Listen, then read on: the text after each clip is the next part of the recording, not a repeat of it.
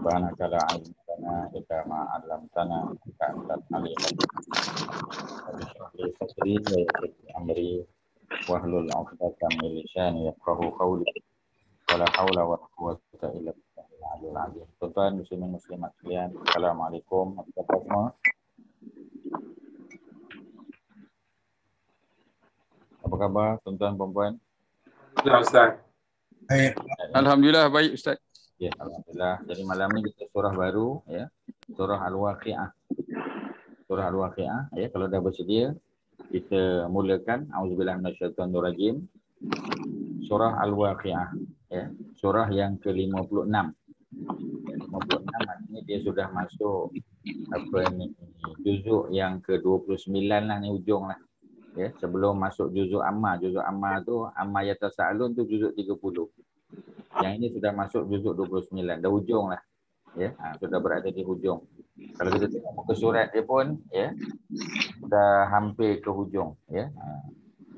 Jadi surah Al-Waqiah seperti mana biasa, sebelum kita masuk melihat surah tu, kita kena tentukan dulu sama ada surah ini turun sebelum hijrah atau selepas. Kalau kita tengok daripada cerita, Al-Waqiah ni nama lain bagi kiamat lah. Ya, nama kiamat ni macam-macam. Ya, Zalzalah, Zalzalah pun kiamat juga. Iza zulzilatil ardu zilzalaha. Itu pun nama kiamat. Ya, Al-Waqiah juga nama kiamat. Jadi cerita tentang kiamat ni kita dah boleh agak dah. Ini bukan cerita Madinah ni. Ya, ini cerita Mekah. Ya, sebab itu apa ni, Al-Imam As-Suyuti dalam kitab tafsirnya menyebut ya, surah Al-Waqiah secara umum adalah ya, adalah surah yang turun sebelum hijrah. Mana masa di Mekah lagi dah turun. Itu permulaan. Mana-mana kuliah yang berkait dengan Quran ya, biasa akan sebut dulu. Dan surah ni jelas dia Makkiyah, tapi bukan semua ayatnya tu Makkiyah. Ya, maknanya bukan semua ayat tu turun sebelum hijrah. Ada dua ayat. Ya, ada dua ayat yang turun selepas hijrah. Maknanya walaupun apa ni, ayat keseluruhan ada 96 ayat, tapi 94 saja yang turun sebelum hijrah. Yang dua lagi selepas ya. Ayat 81 dan 82 kalau tak salahnya, itu kita akan jumpa nanti, kita akan sebutlah. Tapi secara umum surah ni surah Mekah. Surah Mekah ya, bukan kerana dia turun di Mekah saja ya, tetapi kerana dia turun sebelum hijrah. Ya. Jadi Haji Don ingat lagi ya, bila kita sebut tentang surah Mekah maknanya surah yang turun sebelum hijrah. Jadi kita cerita tentang bukan tempat turun ya, tetapi kita cerita tentang apa Haji Don? Haji Don tak bagi perhatian ya. Datuk Osman, kita cerita bukan tentang tempat turun, tapi kita cerita tentang ya. Datuk Osman? Kiamat. Kan nak tentukan surah ni Mekah Madinah. Oh. Nama surah memang cerita kiamat lah. Nak tentukan di surah tu Mekah ke Madinah, kita tengok kepada bukan tempat turun ya, tetapi apa tuan-tuan? Kita dah ulang setiap surah kita bincang, kita akan ulang. Peristiwa hijrah Ustaz. Dia bergantung kepada bila turun. Bila turun. Peristiwa hijrah tu dia punya cut off point dia. Tuan-tuan, yang itu paling penting. Tuan-tuan kena salin. Itu first and foremost. Sebelum hijrah Ustaz. Ya, sebelum hijrah. Maknanya sebab itu kita panggil dia surah Mekah ya. Pasal dia turun sebelum hijrah. Maknanya hijrah tu lah dia punya peristiwa yang membezakan. Haji Tuan tolong ambil perhatian ya. Apa ni yang membezakannya itu ialah di mana turun, bukan ya. Yang membezakan ialah bila turun. Jadi kalau dia turun, Ustaz ada cakap ada dua saja ayat 81 82 turun terlepas hijrah. Maknanya yang sebelum tu sebenarnya. betul lah ya. Jadi tu yang saya pening apa Ustaz tengah cakap ni. Ya, tapi bukan sebab kerana turun di Mekah tu ya. Tetapi kerana dia turun sebelum hijrah. Sebab yang Betul lah. Pasal Ustaz dah cakap ayat 81 82 selepas hijrah. Kali yang lain turun di Mekah lah. Yalah, patutnya Haji Don boleh jawab lah tadi kan. Dan soalan tu Ustaz dah jawab, lepas soalan balik. Masuk Ustaz saya tukang faham. Ustaz punya soalan menyebabkan Haji Don jadi kurang fahamnya, tak apa. Ustaz kena tukarlah cara soalan kalau macam tu. Teng. Ya. Sebab dah dapat kritikan, jadi Ustaz kena tukarlah. Ya. Jadi Ustaz buat simple saja. Ya. Sebab Ustaz dah ulang banyak kali sebenarnya. Ya. Tapi bila Ustaz tanya soalan, tuan-tuan macam tak berapa yakin. Ya. Okey, Ustaz buat kesimpulan mudah saja. Nak menentukan dia surah Mekah atau Madinah, melihat kepada apa Haji Don? Sekali lagi kita tanya pada Haji Don. Melihat kepada apa? Nak tentukan Mekah Madinah. Ya, Mekah. Madinah. Kalau dah hijrah tu Madinah lah. Jadi sebelum Jawapan dia betul lah. Hijrah tu betul lah. Jawapan ni ialah kita tengok pada masa turun, masa. Tuan-tuan kena tengok masa tu, time. Dia bukan location tapi time. Ya, jadi kalau dia turun sebelum hijrah, okey, time kan, time. Dia turun sebelum hijrah, Mekah. Turun selepas hijrah, Madinah. Okey, clear ya. Surah Al-Waqi'ah 96 ayat. Bukan semua ayat yang turun sebelum hijrah. Ada 2 ayat turun selepas hijrah. Walaupun dia turun selepas hijrah, tetapi bukan mesti dia turun di Madinah. Yang itu Sang Ustaz nak bagi tahu tu. Haji Mat Syah walaupun dia kita kata ayat Madaniyah, bukan mesti dia turun di Madinah. Ya, mungkin dia turun di Mekah juga. Tapi kerana apa kita panggil dia Madinah, Haji Mat Syah? Kerana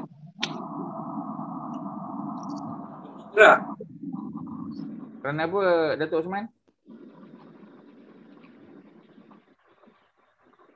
Kebanyakan ayat-ayat tu di Madinah lah.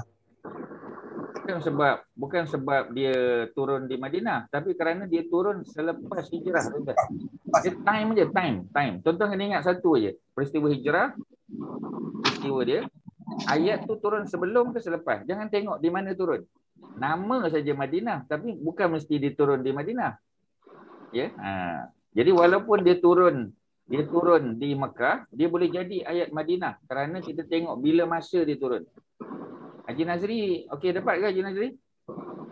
Dapat Dapat, faham. Jangan tengok di mana turun, ya, tapi kita tengok bila turun. Jadi kalau ayat tu ayat Madinah, bukan mesti dia turun di Madinah dah.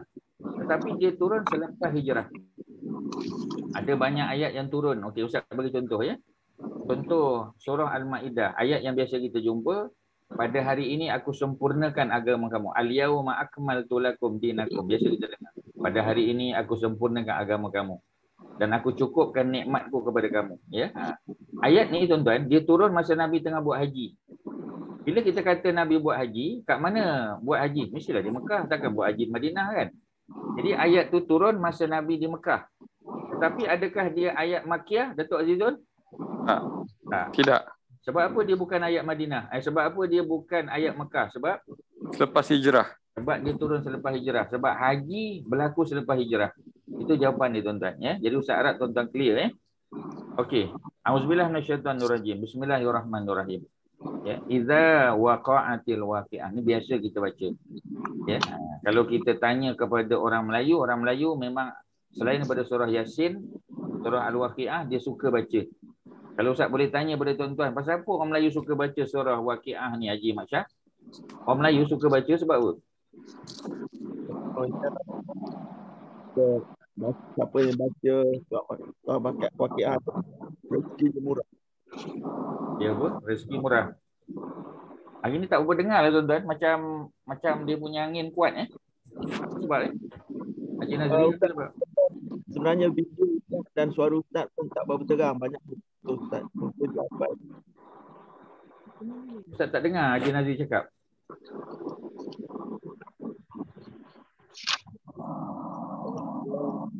Ustaz punya video dan Ustaz punya suara banyak putus-putus. Mungkin ada wifi problem di situ ke Ustaz? Oh, maknanya mungkin Ustaz punya wifi Sebab Ustaz very loud and clear. Saya dengar clear Ustaz. I dengar. Okey Ustaz. So far alhamdulillah dengar. Jadi bukan masalah Ustaz ni. Very clear. Okey. Ya, alhamdulillah. Terima kasih. Jadi tak tahu kok Haji Cannot Nazri hear, boleh cannot hear.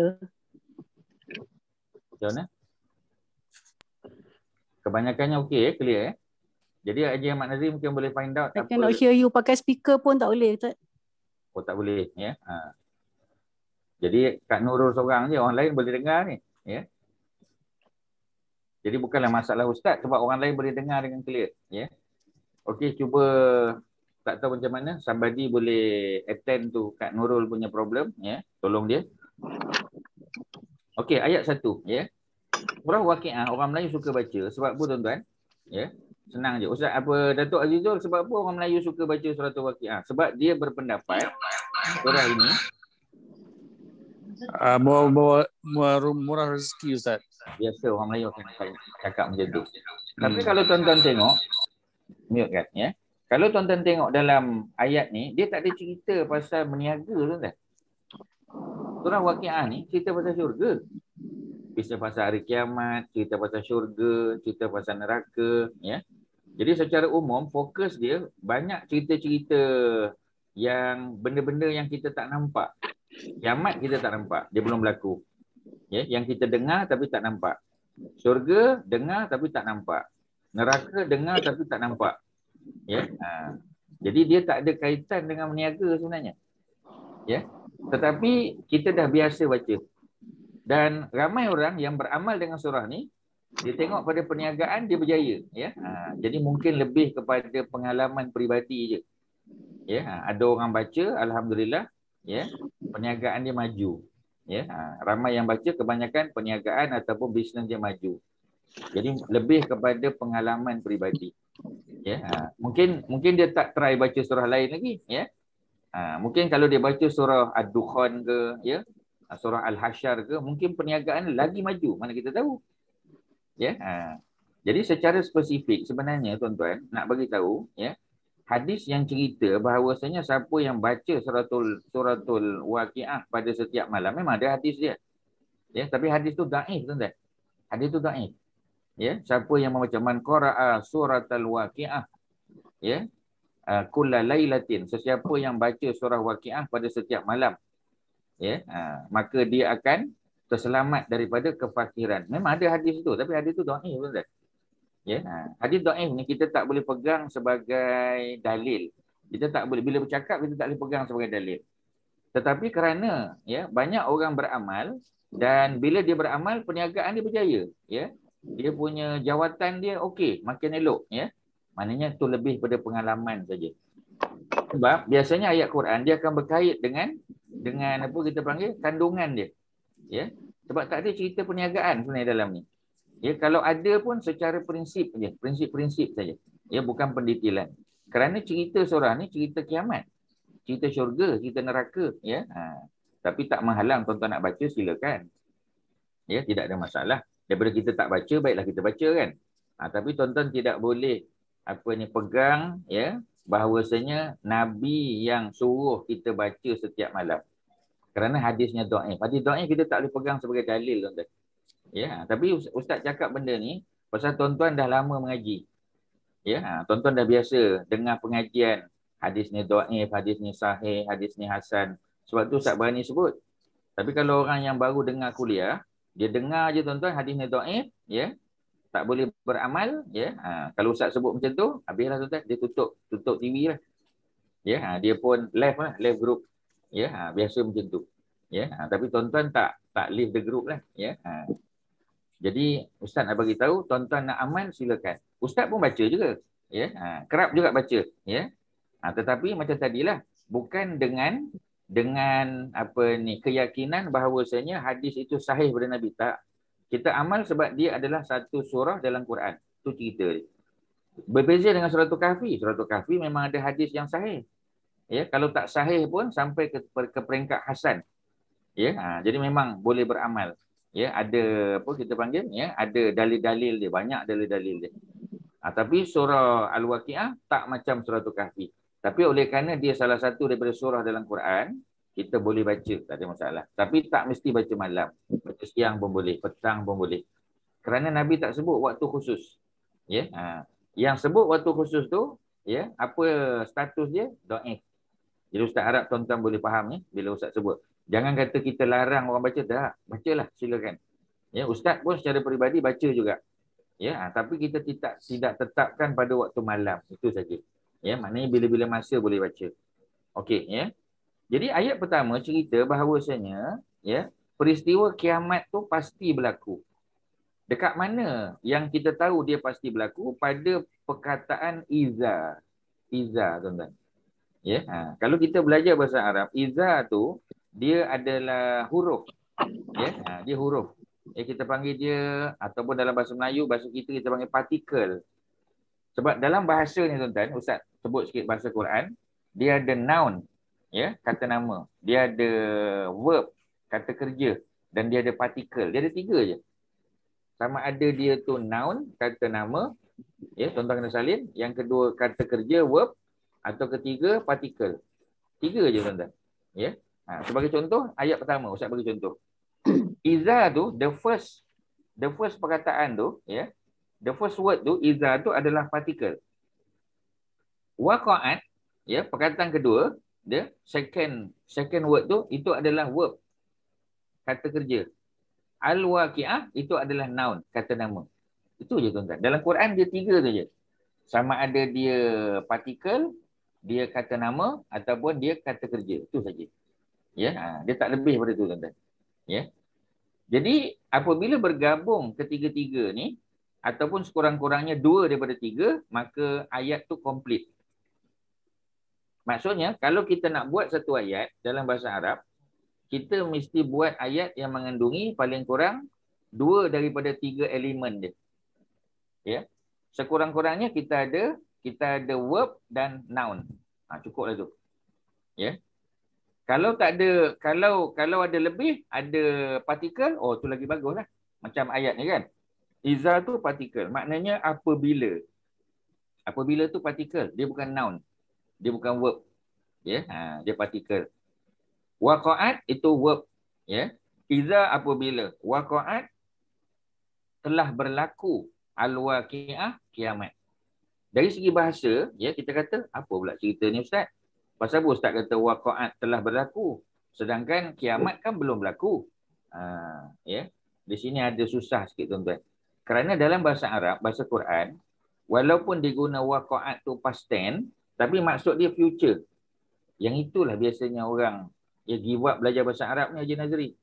Anak-anak Haji Nazri pun hantar anak pergi belajar sekolah agama. Ya? Tak saya tanya budak-budak ni. Ya? Susah tak belajar bahasa Arab? Susah tuan-tuan. Ya? Budak-budak biasanya kadang-kadang sampai form 3, form 4 dah tak nak ambil bahasa Arab dah. Pasal dia susah tuan-tuan. Ya? Tapi cabaran dia peringkat awal. Bila dia dah dapat, ya, faham konsep tu, yang lain tu dia boleh pergi dah. Jadi dalam bahasa Arab, bukan semua past tense tu adalah past tense. Bentuk dia past tense. Waqa'at tu past tense. Sebab tu Ustaz terjemahkan, iza apabila waqa'at telah berlaku, al-waqi'ah kiamat. Sedangkan kiamat kan belum berlaku. Betul tak tuan-tuan? Kiamat belum berlaku kan Haji Mat Syah? Kiamat dah berlaku? Belum. Belum. Ya? Kiamat belum berlaku. Maknanya ini cerita future ni. Tetapi digunakan past tense waqa'at tu untuk menunjukkan kepastian. Confirm akan berlaku. Bila kita terjemah, ya, kita kena kata apa? Ya. Nanti, ya, apabila berlaku kiamat, dan kiamat tu confirm berlaku. Pasal tu dia guna past tense. Ya. Iza satu lagi, ya, dia punya partikel tadi. Partikel iza ni partikel yang menunjukkan pasti berlaku.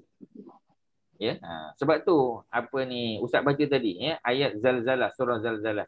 Iza apa kita bang? Iza zulzilatil ardu zilzalaha.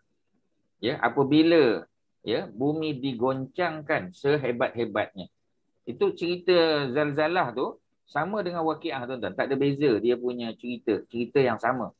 Tetapi Allah guna perkataan yang berbeza. Ya. Jadi itulah kalau Ustaz boleh sebut pada tuan-tuan, bahasa Arab ni secara umum terdiri daripada 3 elemen, 3 unsur. Ya, yang pertama ialah partikel. Okey, Haji Don, partikel. Ya. Yang kedua apa tadi Haji Don? Kerja, work. Apa dia? Work. Kata nama, kata kerja, verb. Ya. Ustaz sebut apa ni bahasa Melayu tu bagi tuan-tuan tahu dia punya terjemahan lah, ya. Jadi kalau dah faham senang. Kita cerita partikel, verb ataupun noun saja. Ya. Yang al-waqi'ah itu noun. Ya, okey, selesai. Jadi ayat pertama nak bagi tahu, ya, bahawasanya hari kiamat tu pasti berlaku. Kalau tuan-tuan jumpa iza tu confirm berlaku. Tak ada 50-50, tak confirm berlaku. Ya. Ayat kedua. Laisa liwaqa'atiha kadzibah. Laisa liwaqa'atiha kadzibah. Ya, laisa tu penafian. Ya, dia termasuk ya dalam bentuk partikel juga. Boleh kata partikel juga. Ya. Liwaqa'atiha, ya, kejadian dia tu kadzibah. Tak ada siapa yang boleh dusta. Kadzibah tu orang yang mendustakan. Boleh tak sesiapa dustakan kiamat tu akan berlaku? Tak ada siapa. Ya, kerana pasti berlaku. Ya, jadi dia susah sikit tuan-tuan. Ya, Ustaz terjemah satu-satu supaya tuan-tuan boleh dapat gambaran dia. Sebab ada sebahagian tuan-tuan ni ikut kelas harfiah. Terjemah satu-satu. Tapi bahasa Quran tak boleh terjemah satu-satu. Kadang-kadang kita terjemah makna saja.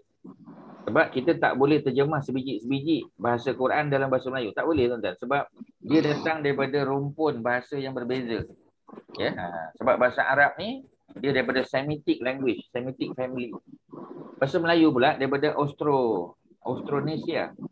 Ya, dia daripada bahasa sebelah sini. Jadi dia punya family itu lain.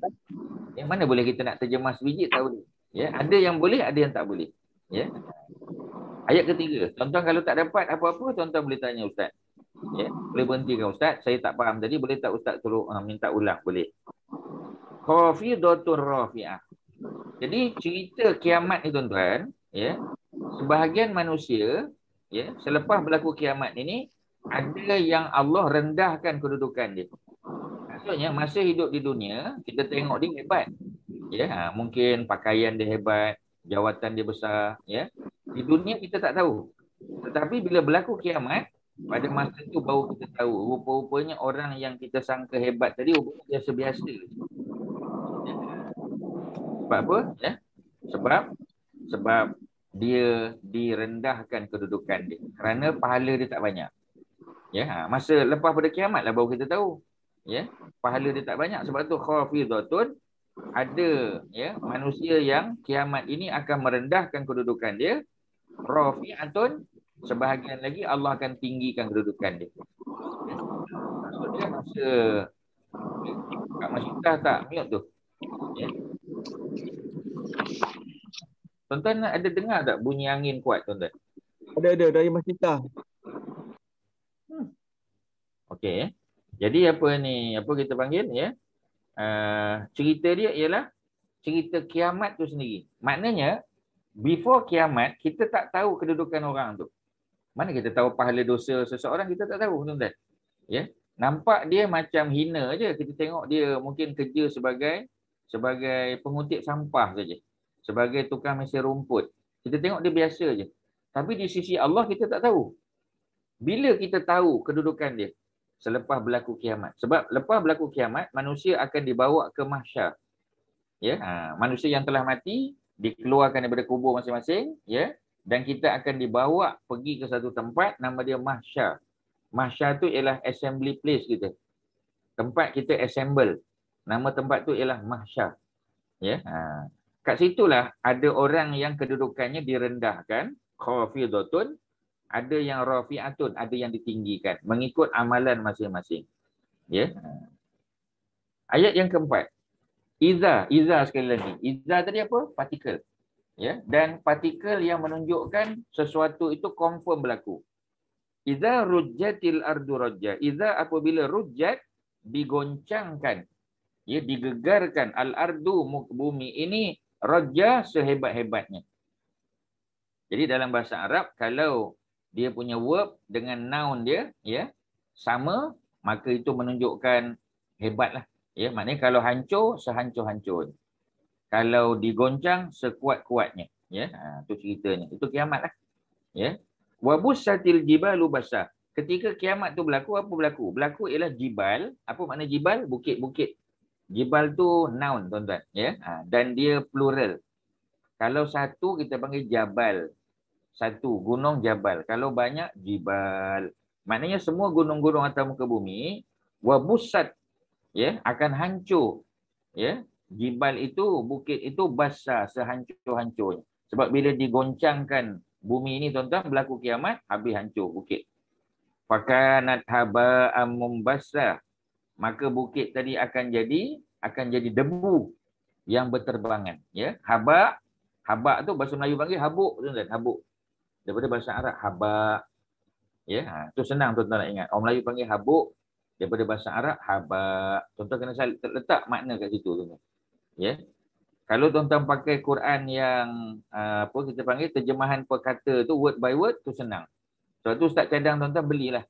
Ya, yang saiz besar. Jangan beli yang kecil-kecil, ya. Susah mata nak nampak, tuan-tuan. Jadi kena besar sikit.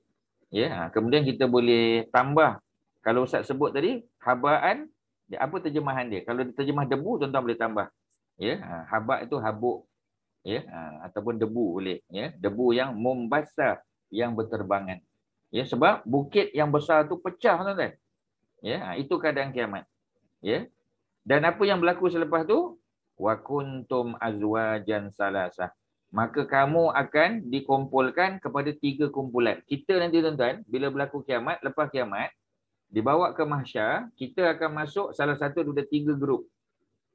Ada 3 grup je, tuan-tuan. Ni di mahsyar, Kalau selepas pada syurga neraka ni 2 grup lah. 1 syurga, 1 neraka. Tapi di mahsyar ada 3 grup. Kita grup mana? Kita akan tengok nanti. Ya, salasah makna 3. Yang pertama ialah golongan dia sebut sebagai fashabul maimanah. Ya. Fashabul maimanah makna golongan kanan. Apa makna golongan kanan? Golongan yang dapat buku amalan dia pakai tangan kanan. Ya, kat Masyita dia pakai tangan kanan. Maksudnya ketika Allah serahkan dia punya report card tu, dia ambil dengan tangan kanan. Sebab itu dia panggil ashabul maimanah. Ya, kejap lagi kita akan jumpa ashabul yamin. Ya, ashabul yamin golongan yang duduk di sebelah kanan. Ya, di sebelah kanan. Ya, ashabul shimal di sebelah kiri. Tapi di sini ini kita cerita tentang orang yang dapat buku amalan dia. Ya, dan kebiasaannya orang yang dapat buku amalan dengan tangan kanan akan duduk sebelah kanan. Orang yang dapat buku amalan dengan tangan kiri akan duduk di sebelah kiri. Ya, itu 2 grup. Ya, sebab itu di sini disebut ashabul maimanah bukan ashabul yamin. Ya, kerana ini nak tunjuk kepada kita dapat kitab tu daripada tangan kanan ke tangan kiri. Kitab tu ialah report card kita lah. Yang malaikat duk salin. Ya, catat kita punya amalan baik, amalan jahat sejak daripada kita akhir balik. Ya, sebelum akhir balik tak ada dosa pahala. Lepas akhir balik. Ya, barulah kita ada report card kita sendiri. Ada akaun kita, akaun dosa pahala. Ya, okey, selesai. Ya.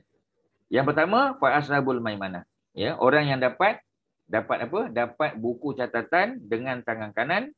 Allah kata ma ashabul maimanah. Alangkah beruntungnya golongan yang dapat buku catatan daripada tangan kanan. Ya. Nombor 2, wa ashabul masy'amah, dan golongan yang dapat buku dengan tangan kiri. Ma ashabul masy'amah. Alangkah sengsaranya, kesiannya golongan yang dapat buku daripada tangan kiri. Ya. Wasabiqun asabiqun. Dan nombor 3 ialah orang yang ya terdahulu memeluk Islam. Orang yang terdahulu menerima Islam. Ya, tak kiralah zaman bila pun. Maknanya macam gitalah, ya. Kita bila dapat tahu tentang Islam, tentang agama, tentang perkara-perkara baik, kita dulu buat. Itu dipanggil as-sabiqun. Ya, tak kira sama ada dia zaman sahabat ke, tabi'in ke, zaman moden ke, maknanya orang yang bila dia dapat tahu tentang agama, dia tahu tentang sesuatu amal contoh. Ya, bila dia tahu bahawasanya solat sunat ba'diyah isyak tu 4 rakaat Nabi buat, ya, sabit dalam hadis Sahih Bukhari, riwayat daripada Ibnu Abbas, Nabi buat 4 seperti mana Ustaz dah share itu. Ya, sebab Kak Maimunah tanya, Ustaz tak bagi dia punya hujah-hujah dia, ya. Hadis-hadisnya kebanyakan tu kalau tidak sahih pun sampai ke tahap hasan. Ya, yang sahih itu yang riwayat Al-Bukhari 4 rakaat. Tapi bagaimana cara melaksanakan itu dalam Ibnu Abi Syaibah. Hadisnya hasan, boleh pakai tuan-tuan. Yang tak boleh ni kalau dhaif, kalau hasan boleh, tak ada masalah. Ya. Jadi golongan yang bila dia tahu je cerita tentang kebaikan, dia usaha untuk buat. Ya, sekali-sekali mungkin tertinggal, tapi bila dia ada masa, ada peluang, dia takkan tinggal. Dia tahu bahawasanya surah Kahfi ni, ya, afdal baca malam Jumaat, dia akan baca malam Jumaat. Sibuk macam mana pun dia akan usaha. Kalau tak sempat juga, ya, dia baca juga sekadar yang dia mampu. Dia baca mungkin 90 ayat. Baki tu dia baca esok pula. Mana dia akan usaha. Itu mudah-mudahan termasuk mereka yang dipanggil wasabiqun, ya, orang yang mula-mula ya menerima ajakan Islam, as-sabiqun, mereka lah mudah-mudahan yang mula-mula masuk syurga Allah. Ya, habis 10 ayat tuan-tuan. Apa tuan-tuan nak tanya? Apa perkataan yang tertinggal ataupun ada konsep yang tuan-tuan tak faham? Silakan tuan-tuan. Ada apa? Haji Mak Syah nak tanya apa? Anything Haji Mak Syah? Ya. Tak ada ya. Jadi manusia nanti selepas kiamat ya akan dibahagikan kepada berapa kumpulan Haji Mak Syah? 3 ya. Yang mana satu yang terbaik Haji Mak Syah? The first one, second one or the third one? Ya. Yang nombor 7. Nombor 3. Nombor 3. Bukan nombor 1, nombor 3. 3. Nombor 3 yang terbaik. Nombor 3. Belah kanan. Tak dengar. Yang dapat report kat belah kanan. Tangan kanan. Betul. Tapi ada satu lagi ya. Nombor 3 tu. Sebab nombor 3 tu memang dia dapat report kat kanan juga. Tapi mereka yang awal-awal. Ya, maknanya the first batch. Ya, itulah golongan ketiga. Memang tak sebut mereka dapat bertangan kanan, tapi understood. Daripada ayat pertama, ya, golongan kanan yang dapat report card tangan kanan, golongan kedua dapat tangan kiri, golongan ketiga yang itu terbaik, tuan-tuan. Sebab yang terbaik tak mesti yang disebut kali pertama. Ya, macam contoh kita kata penyampaian hadiah kan. Ya, kalau pertandingan lah, dia akan sebut nombor 3 dulu, tuan-tuan. Ya, nombor 3 dulu. Ya, lepas tu dia sebut nombor 2. Ya, dan akhirnya nombor 1 juara. Ya, so itu cerita dia, tuan-tuan. Ya, jadi nombor 3 lah yang terbaik. Ya, dan nombor 3 ini bukan mesti zaman Nabi saja, zaman kita pun boleh. Ya, itu cerita dia. Okey, orang lain ada apa nak tanya? Haji Don, ada apa-apa Haji Don? Tak ada ya. Orang lain, Haji Nazri apa? Ada benda yang ustaz tertinggal nak bagi tahu ke? Tak ada. Ada ya. Okey. Yang golongan ketiga tu, ayat 10 tu cakap orang-orang yang paling dahulu beriman. Tadi Ustaz cakap boleh include yang zaman kita juga. Boleh. Kan dahulu beriman tu zaman Salafi tu kan? Zaman sahabat. Itu nanti ada jawapan dia kat belakang lagi. Ya. Okey. Sebab as-sabiqun orang yang, sebab kalau macam tu rugilah kita. Maknanya Allah zalim lah sebab Allah tak hidupkan kita zaman Nabi. Ya, untunglah orang yang hidup zaman Nabi. Ya, pasal mereka lah yang awal masuk Islam. Oh, kalau macam tu tak adil lah. Ya. Jadi maknanya Allah buka setiap zaman. Sama ada zaman Nabi, zaman tabi'in, zaman siapa saja. Ya. Kalau Ayat 14. Okey, ya. Kemudian. Ya. Tapi kita cerita yang ni dulu, ya. Kita tak pergi detail lagi, tuan-tuan, ya. Tapi tuan-tuan excited, tuan-tuan dah lompat, tak apa, it's okay. Ya, tapi kita pergi satu-satu, bagi clear, tuan-tuan. Sebab kalau kita lompat, nanti yang belakang tertinggal.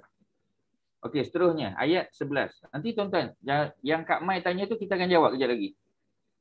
Ya, sebab tu Ustaz bagi tahu tuan-tuan petang tadi sebab surah Waqiah ni kita dah biasa baca.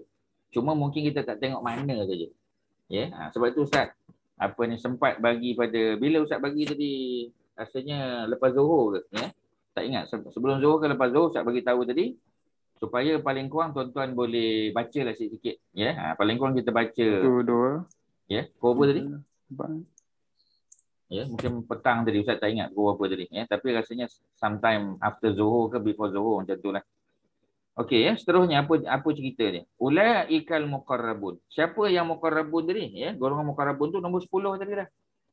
Ya, mereka lah orang yang didekatkan kepada Allah. Maksudnya kedudukan mereka di tengah-tengah. Ya, ni tuan-tuan boleh tengok dalam tafsir Ibnu Katsir. Ya, depan Ustaz ni ada tafsir Ibnu Katsir, ya. Ustaz tunjuk. Ya, tak berapa terang sangat, tuan-tuan, ya. Jadi tuan-tuan boleh tengok, ya. Ni tafsir Ibnu Katsir. Ya, ada terjemah bahasa Indonesia. Bahasa Melayu tak ada lagi. English ada. Ya, bahasa Indonesia pun ada. Jadi dia punya ceritanya ialah cerita tentang mereka yang didekatkan. Ada golongan kanan, dapat buku kat tangan kanan. Ada golongan kiri dan ada golongan di tengah-tengah. Siapakah mereka? Wasabiqun as-sabiqun. Ulaikal muqarrabun. Mereka lah yang didekatkan kepada Allah Subhanahu Wa Taala. Ya, yang akan berada pada fi jannatin na'im. berada di taman-taman yang penuh kenikmatan. Jannat itu merujuk pada taman.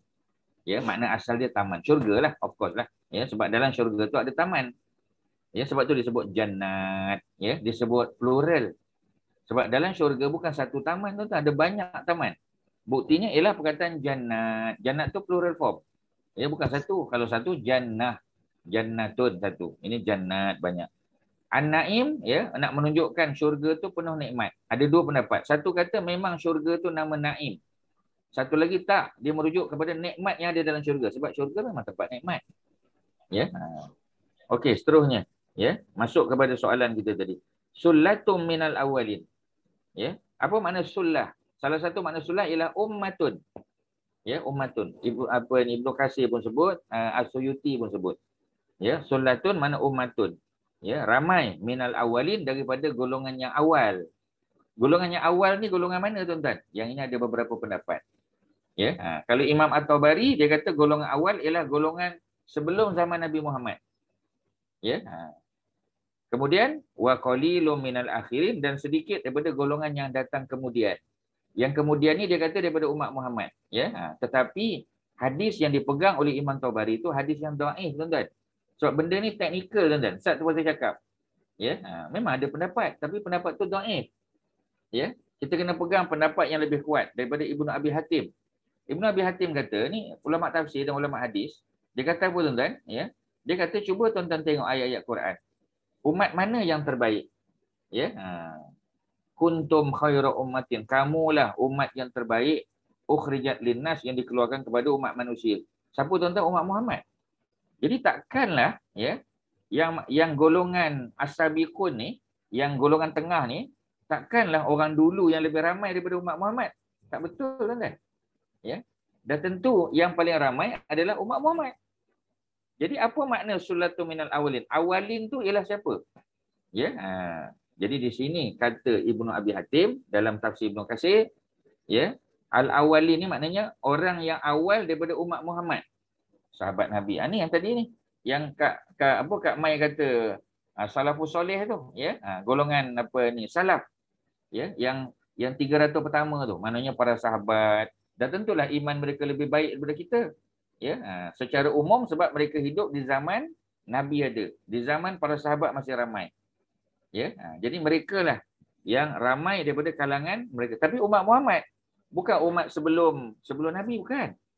Ya, yang kata yang sebelum Nabi itu Imam At-Tabari yang cakap. Tapi Ibnu Katsir lebih cenderung untuk menerima pendapat Ibnu Abi Hatim. Ibnu Abi Hatim. Ustaz sebut nama-nama ni tuan-tuan kena salin lah. Ya, Ibnu Katsir sebagai contoh. Ustaz dah sebut 3 dah. Satu Ibnu Katsir, tuan-tuan kena salin. Ibnu Katsir itu ialah ulama besar tafsir yang kebanyakan bila kita belajar tafsir kita akan rujuk Ibnu Katsir. Ya, Ibnu Katsir yang meninggal pada tahun 776 Hijrah. Ya, kita sekarang, ya, dah 1400. Maknanya 700 tahun yang lalu, tuan-tuan. Ada seorang ulama besar di Damaskus, di Syria, ya, negeri Syam. Namanya ialah, ya, siapa dia? Gelarannya ataupun dipanggil sebagai Ibnu Katsir. Ya, Ibnu Katsir nama dia. Ya, ataupun gelaran dia lah, ya, dikenali sebagai Ibnu Katsir. Lah, meninggal tahun 776 Hijrah. Sekarang 1400 Hijrah. Jadi maknanya 700 tahun yang lalu. Dia ulama hebat lah. Ya, walaupun dia bukan orang Arab. Ya, dia kacukan. Sebab orang yang duduk, yang Arab pure ni tuan-tuan, yang duduk di tanah Arab. Ya, kebanyakan di tanah Arab macam Imam Syafi'i, Imam Malik, ni pure Arab.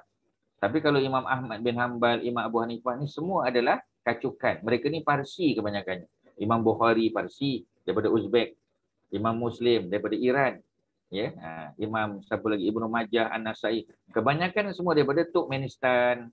Ya, mereka ni datang daripada kawasan Parsi, Persian Empire dulu, tuan-tuan. Ya, tapi mereka ni berbahasa Arab lah. Ya, mana bahasa Arab tu bukan bahasa utama dia. Bukan dia punya first language atau mother tongue, bukan. Ya, macam kita lah, ya, English bukan mother tongue kita. Walaupun tuan-tuan English tuan-tuan berabuk. Ya, kita kata hebat English tapi bukan bahasa kita, ya. Dia bahasa yang kita belajar di sekolah, belajar di universiti. Ya, tapi mother tongue kita bahasa Melayu.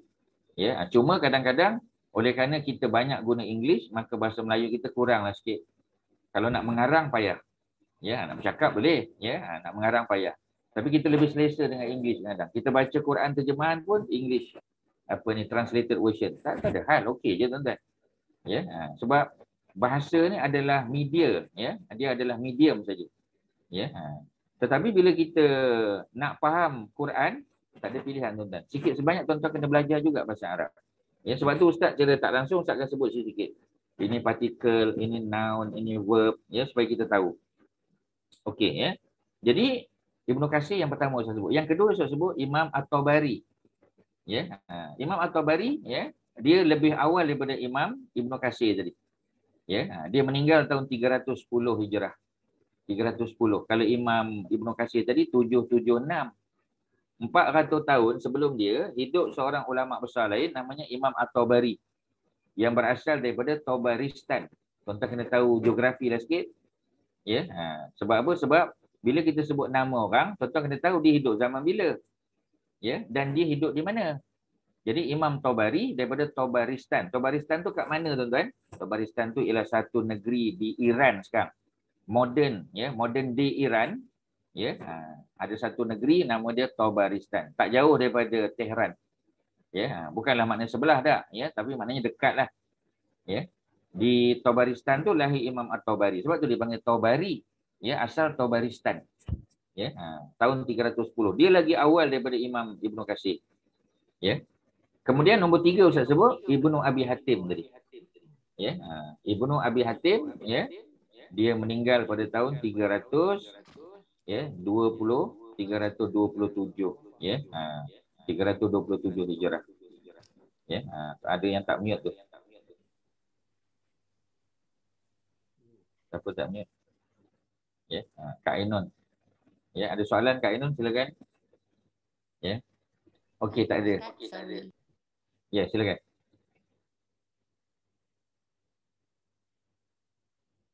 Tak ada siapa, ya. Jadi itulah Ibnu Abi Hatim tu ulama yang hidup tahun 323. Maknanya, ya, dia datang selepas apa ni Imam Tabari, tapi sebelum daripada Ibnu Katsir. Tapi Ibnu Katsir lah untung. Pasal dia datang kemudian, ya, 400 tahun kemudian. Jadi dia ada akses boleh baca Imam Tabari, boleh baca Imam Ibnu Abi Hatim, ya. Sebab tu dia quote dalam dia punya tafsir dia tuan. Ya, sebab tu kalau kita nak beli kitab tafsir, kita kena beli tafsir yang Ibnu Katsir cukuplah tuan-tuan. Ya, tuan-tuan pergi kedai, tuan-tuan belilah satu set. Ya, dia ada 9 jilid semua dalam bahasa Indonesia. Kalau tuan-tuan rasa susah bahasa Indonesia tu, tuan-tuan beli yang English punya. Ya, kita boleh beli dekat apa kita panggil, ya, dekat Right Angle. Right Angle tu di inilah.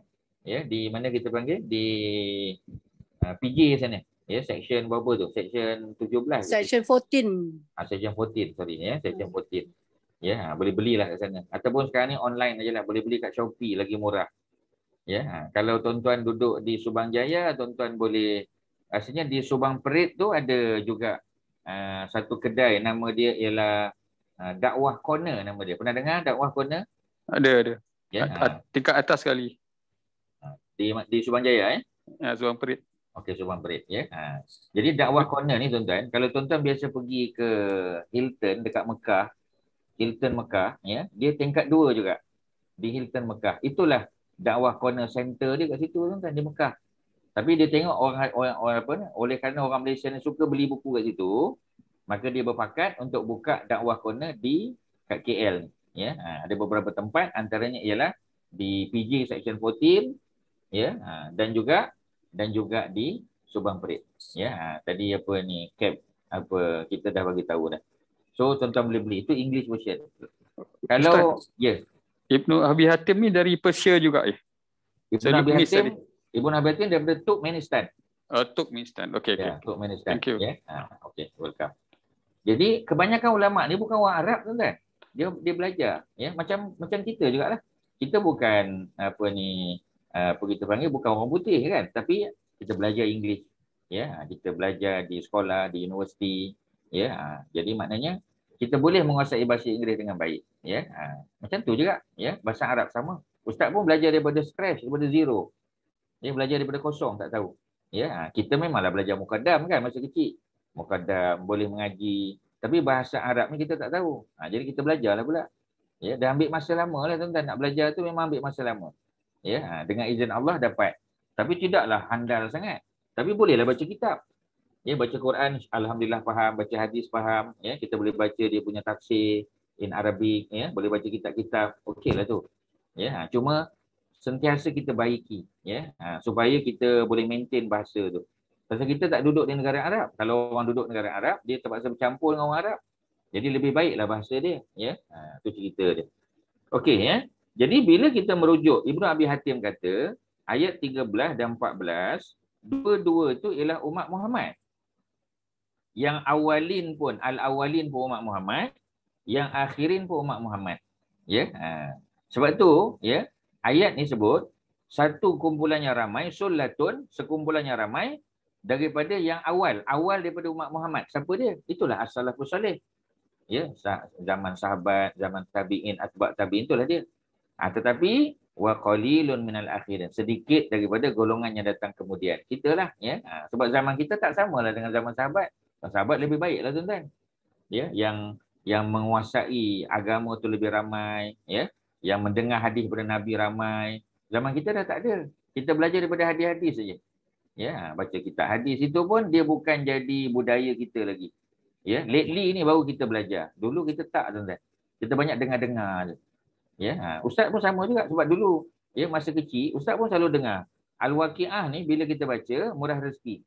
Ya, sebab itu apa ni kadang-kadang di kedai-kedai di restoran ya selain daripada ayat 1000 dinar tu ya wa may yattaqillah yaj'al lahu makhraja ya tu apa kita panggil surah At-Talaq tu orang letak gantung juga surah Al-Waqiah. Dia pasang di kedai dia surah Al-Waqiah. Tapi orang kedai tak dengar pun, main pasang je. Ya, dia tak tahu pun apa makna dia. Lebih baik dia dengar tafsiran lagi bagus. Ya, dia ambil kalau English tu maknanya Mufti Meng ke ya, apa ni apa kita panggil ya, tokoh-tokoh yang hebat lah. Ya, apa ni Syekh apa Dr. Bilal Philip ke ya, yang bagi translation kepada surah ni lagi bagus ataupun ustaz-ustaz Melayu lah.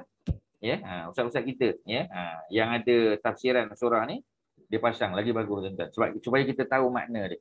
Dan biasa kita dengar surah ni memang orang meniaga kalau baca untung. Ya, tapi kita tengok ada juga ya orang yang baca surah Waqiah tak untung, rugi tuan-tuan. Ya, sebab kedai dia tak bagus. Ya, dia punya masakan pun tak apa sedap, kedai pun tak bersih, ya kedudukan dia pula jauh daripada apa ni kita panggil ya pusat orang datang ya. Jadi tak berjaya. Tapi dia baca surah Waqiah, maknanya bukan hanya baca surah ya, tetapi dia punya servis tu kena bagus. Ya, lokasi dia strategik. Ya, dia punya bila apa kita panggil bila orang buat tempahan cepat, ya, menunggu orang tuan-tuan sampai tertidur orang tak sampai lagi. Ya, jadi takkan macam tu. Jadi maknanya kalau semua tu dijaga, ya, mudah-mudahan baca surah Waqiah walaupun hadisnya dhaif, ya, tetapi kalau dia amal mudah-mudahan dengan izin Allah, ya, untung dia. Ya, itulah cerita dia tuan-tuan. Ya. Macam mana kita tahu ni? Bila kita belajar lagi lah. Ya. Kalau setakat dulu-dulu saya dengar, kita pun ingat hadis tu sahih. Rupanya tak sahih tuan-tuan. Rupanya dhaif cerita hadis tu. Ya. Tapi boleh tak amal? Nak baca lah tuan-tuan. Tapi jangan kata Nabi yang suruh. Itu saja cerita dia. Boleh ya? Okey. Apa soalan daripada tuan-tuan? Silakan. Apa Kak Mai tadi okey ke Kak Mai? Kak Mai mana? So yang ayat 13-14 ni segolongan besar tu adalah orang yang salafus salih dan segolongan kecil tu orang yang zaman sekarang. Betul Ustaz? Yang datang kemudian selepas 300 tahun tu. Termasuk kita lah ya. Sebab salafus salih tu the first 300 years saja. The first 300 years. Sampai tabi'in kan.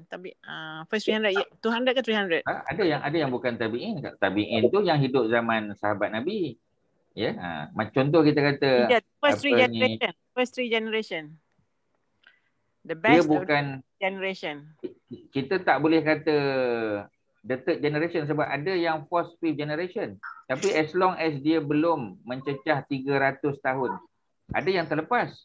Macam Ibnu Abi Hatim tadi, kalau tuan-tuan masih ingat, Ibnu Abi Hatim, Kak Mai, tadi Ustaz sebut Ibnu Abi Hatim tadi, dia meninggal 327, sorry. 327. Maknanya dia dah terlepas, tapi dia hidup sebelum tu lagi. Sebab dia lahir 240. Maknanya untuk the first 300 years tu, dia hidup selama 60 tahun. 60 tahun within that 300 years, kemudian dia meninggal pada 327. Maknanya ada dia dikira tak sebagai salafus salih ke? Kira ikut tarikh lahir, tahun lahir. 327. Tahun lahir Ustaz. Tahun lahir dan tahun lahir lah ya, tahun lahir dan tahun meninggal pun kita tengok juga. Yep. Ya, sebab kalau kita tengok tahun meninggal saja kita kata oh dia 323 ya. Kalau 323 dia kalau dia lahir tahun 300 mana umur dia 23 tahun. Mungkin taklah kan? Dia lebih lagi betul. Ya, dia lahir 240. Dia lahir 240, dia meninggal 323. Dia termasuk tak salafus salih? Masuk. Jadi selepas zaman, siapa yang terakhir kat situ tu kita kata, ya. Antaranya ialah ya tokoh-tokoh lain lah macam Imam Al-Bukhari tu antara yang hujung lah tu. Imam Al-Bukhari, Imam Muslim, Ibnu Majah tu antara Imam Nasai, imam-imam hadis tu itu antara grup yang hujung. Dan mereka bukan tabi'in. Mereka bukan atba' tabi'in, bukan. Mereka lepas pada tu lagi. Pasal mereka tak jumpa dengan tabi'in. Ya.